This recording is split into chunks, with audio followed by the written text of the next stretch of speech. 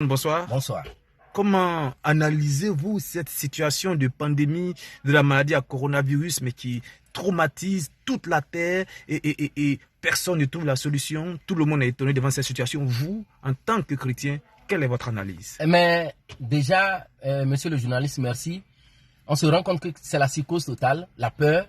Mais ce qui m'étonne encore, c'est que nous regardons sur la planète, même les îles, les pays qui sont au fait fond de la mer sont touchés. Donc c'est un truc mondial et qui n'épargne aucune nation. Mais chose bizarre, on se rend compte que c'est un jugement de Dieu pour toute la terre. Pour nous les chrétiens, c'est la lecture que nous faisons. Vous vous rendez compte que ce n'est pas la première fois. Déjà, dans la Bible, quand nous lisons les enfants d'Israël qui étaient en Égypte, il y avait un jugement de Dieu sur la nation d'Égypte. Et Dieu a proposé le confinement. Demandez aux enfants d'Israël de se confiner pendant que l'esprit de mort va passer la nuit. Il en est de même dans Nombre 14, quand on voit les enfants de Dieu qui ont murmuré contre Dieu, et Dieu a envoyé le serpent brûlant. Plus tard, Jésus l'a dit dans Jean chapitre 3, que de même que Moïse éleva le serpent dans le désert, il faudrait que le Fils de l'homme soit élevé, afin que quiconque croit en lui ait la vie éternelle. Mais qu'est-ce qu'on remarque? Aujourd'hui, le monde, on se rend compte que le monde ne connaît pas Dieu. Le monde n'a pas de solution pour Dieu. On cite les consignes sanitaires, les consignes barrières, entre autres, lavage régulièrement des mains, entre autres, tousser dans le creux de son bras, ou encore se cacher le nez et tout ça. Mais jamais on a vu dans une chaîne de télévision, on propose la prière. Le monde ne connaît pas Dieu.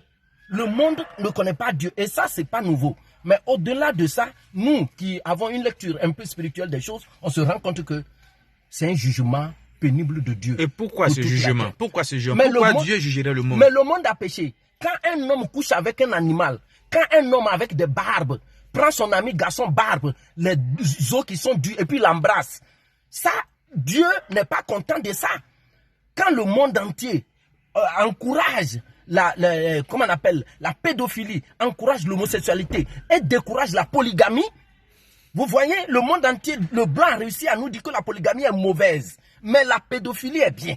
Le blanc a réussi à nous dire que la polygamie est une très mauvaise chose. Faire beaucoup d'enfants, ce n'est pas bon. Mais un animal qui couche avec un homme, ça c'est bon. Et nous, on accepte ça. Il y a un temps pour Dieu qui jugera toute la terre. Mais regardez, faites cette analyse-là.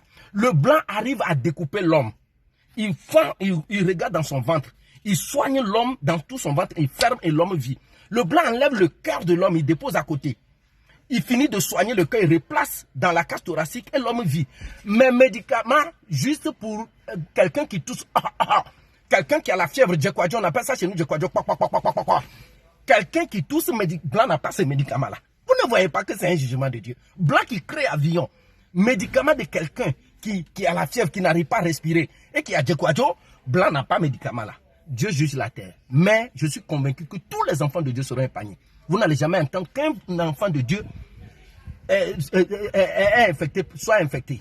Encore un vrai enfant de Dieu. Et les chrétiens qui sont infectés alors? C'est ce que j'ai dit, un vrai enfant de Dieu. Vous voyez, les chrétiens qui seront infectés seront guéris.